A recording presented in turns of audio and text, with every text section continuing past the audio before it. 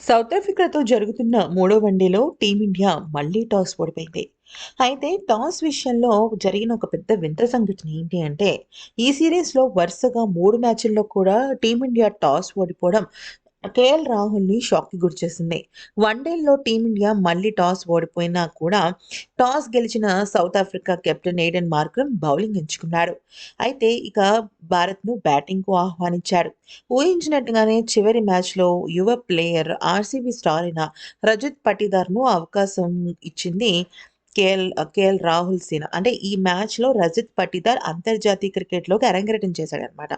ఎందుకనంటే రుతురాజ్ గైక్వాడ్ వేలికి గాయం అవ్వడంతో అతన్ని తప్పించాల్సి వచ్చిందని కేఎల్ రాహుల్ తెలిపాడు.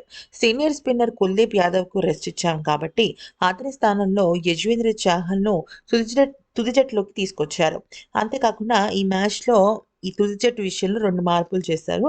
మొదటిదేమో రుతురాజ్ గైక్వాడ్ గాయం కారణంగా రజిత్ పటిదార్ వచ్చాడు. అలాగే కుల్దీప్‌కి రెస్ట్ ఇచ్చిన కారణంగా యజ్వేంద్ర చాహల్ జట్టులోకొచ్చాడు.